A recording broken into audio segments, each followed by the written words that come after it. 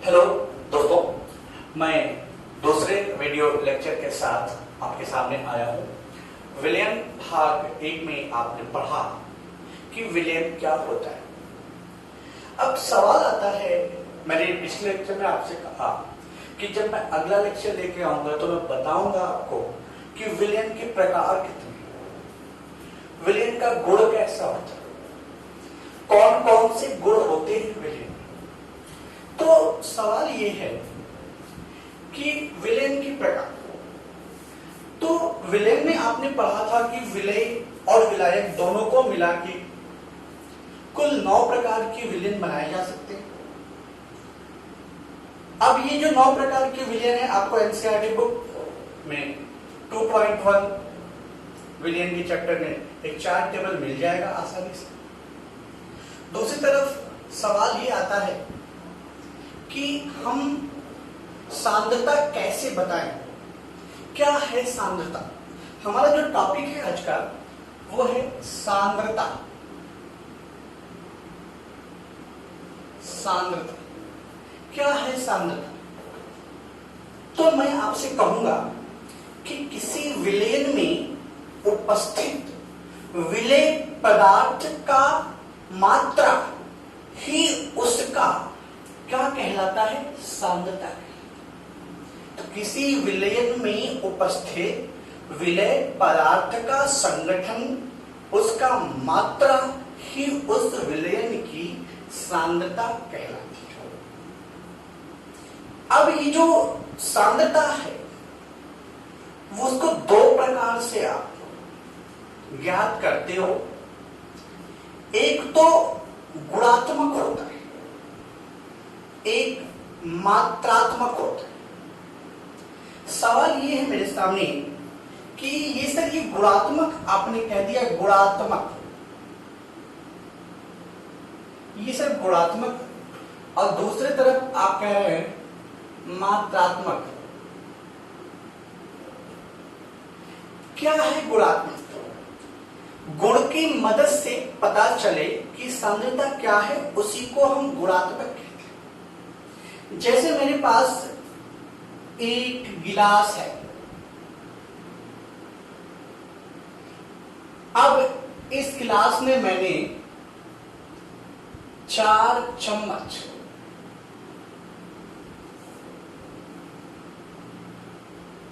चीनी मिला दी। वही दूसरी तरफ मैंने एक और गिलास ली, इसमें मैंने 8 चम्मच चीनी मिला दी। इसमें जल था, दोनों में जल था। इसमें आपने 4 चम्मच चीनी मिला दी, इसमें आपने 8 चम्मच चीनी मिला दी। तो मैं इसको मुख्यतः ये कह सकता हूं कि ये जो विलयन तैयार होगा वह कौन सा विलयन होगा, तनु। और ये जो विलयन तैयार होगा वो कौन सा होगा, 8 चम्मच वाला सांद्र।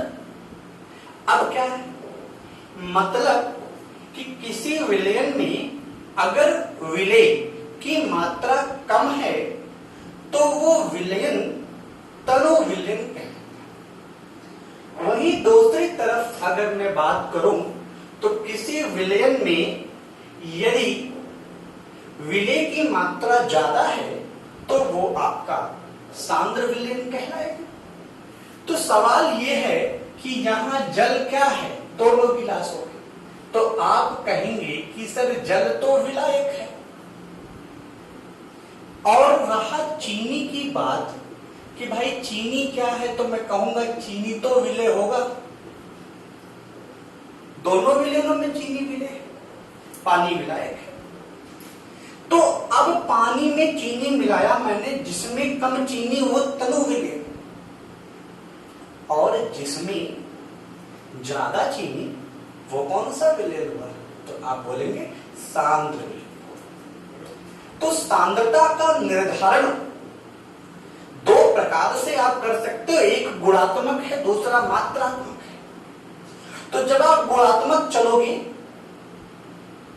तो आपको पता ये चलेगा कि जिसमें ज्यादा विलय पदार्थ वो तो सांद्र विलयन, जिसमें कम विलय पदार्थ, वो आपका हो गया तरल विलयन। तो अब सांद्रता के लिए हम अगर थोड़ा मात्रात्मक रूप में जाएं तो हमें पता चलता है कि बहुत सारा यूनिट आती है, इसकी इकाइयां आती है, जैसे द्रव्यमान प्रतिशत, आयतन प्रतिशत, पार्ट पर मिलियन पीपीएम कहते हैं, मोलरता, नॉर्मलता, मोललता, मोल प्रभाज। तो मुख्यतः जो टॉपिक हमें परेशान करती है सांद्रता की, वो मोलरता हो सकती है, मोललता हो सकती है, नॉर्मलता हो सकती है, मोल प्रभाज हो सकता है। तो आज हमारी कोशिश है कि सबसे पहले हम लोग इन मात्रात्मक व्यवस्थाओं की तरफ चलें और हम सीखें कि ये जो मोलरता है वो है क्या, मोललता में क्या डिफरेंस है, नॉर्मलता क्या है, और यही नहीं मोल प्रभाज क्या है, मोल अंश क्या है। तो आइए हम आपको आगे ले चलते हैं सांद्रता में मोलरता की तरफ, और ये बहुत ही मुख्य टॉपिक होगी। सवाल है मोलरता। तो ये मैंने लिख दिया मोलरता। तो मोलरता बराबर होता क्या है, एक उसके फार्मूले से पता करते क्या होता है। तो मोलरता बराबर विलय के मोलों की संख्या बटे में विलयन का आयतन, वो भी किसमें भाई, लीटर में। अच्छा भाई, ये तो हो गया मोलरता किसे कहते हैं। अब थोड़ी चर्चा करते हैं मोलरता होता क्या है। जैसे मैं आपसे बताऊं कि मेरे पास 1 लीटर का विलयन है। कितने का विलयन है, 1 लीटर का विलयन। और इस 1 लीटर में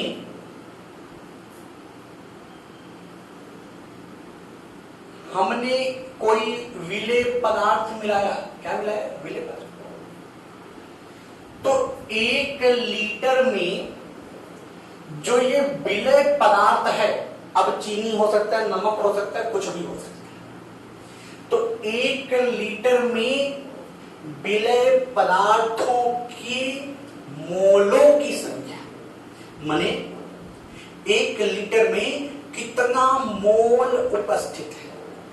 मोल एक इकाई होती है जो किसी विलेय पदार्थ का मापन कर सकती है। एवोगैड्रो साहब ने बताया था कि मोल क्या होता है।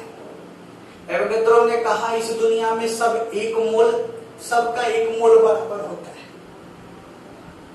मतलब इस दुनिया का कोई भी पदार्थ अगर आपने 1 मोल लिया है तो उसकी कणों की संख्या, आयनों की संख्या सब समान हो जाती है। और दूसरी तरफ चर्चा करनी है कि मोलरता होती क्या, तो हम कहेंगे 1 लीटर विलयन में उपस्थित विलेय के मोलों की संख्या, विलेय के मोलों की संख्या विलयन की मोलरता कहलाती है।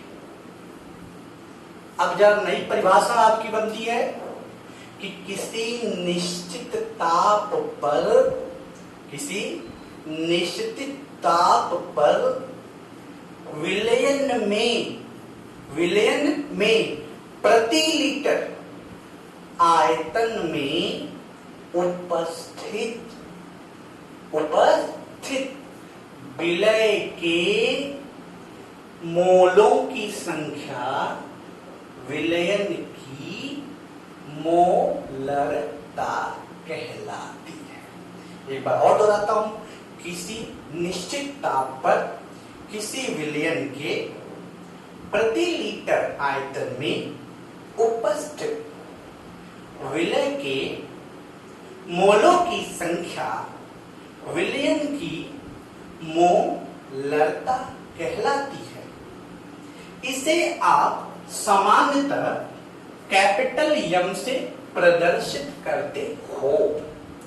इसकी इकाई मोल प्रति लीटर होती है।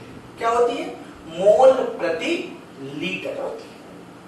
तो अब हम फार्मूले की तरफ चलते हैं। तो मैंने लिख दिया वही कि मोलरता बराबर विलय के मोलों की संख्या बटे में विलयन का आयतन, वो भी किसमें? लीटर में। अच्छा, थोड़ा आगे चलते हैं। तो इसको जरा शॉर्ट टर्म में लिखेंगे तो कैपिटल एम बराबर विलय के मोलों की संख्या को छोटे वाले एम से दिखाते हैं और आयतन को तो वी से दिखाते हैं, वो भी किसमें भाई? लीटर में। अच्छा, हमको पता है कि जो मोलों की संख्या है, किसकी संख्या है भाई? मोलों की संख्या। किसके मोलों की संख्या? तो आप बोलेंगे सर जी विलय के मोलों की संख्या। विलय के मोलों की संख्या बराबर विलय का भार बटे में विलय का अणु भार। तो इसको हम अगर शॉर्ट टर्म में लिखते हैं तो लिख सकते हैं एन बराबर स्मॉल डब्ल्यू बटे में स्मॉल एम। तो क्यों ना हम इसका मान यहां रख दें, तो जो नया फार्मूला बनेगा कि कैपिटल एम बराबर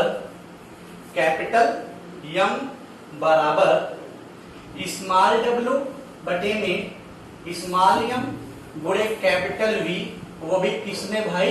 लीटर। तो ये हमने बना लिया कि कैपिटल एम बराबर डब्ल्यू बटे में small M into small capital V. अब विलय का भार क्या है? Small W. विलय के अणु भार को किसने प्रदर्शित किया? Small M. मोलों की संख्या कौन है? बोला स्मॉल एम। मोलरता क्या है? तो बोला भैया कैपिटल एम से प्रदर्शित करो।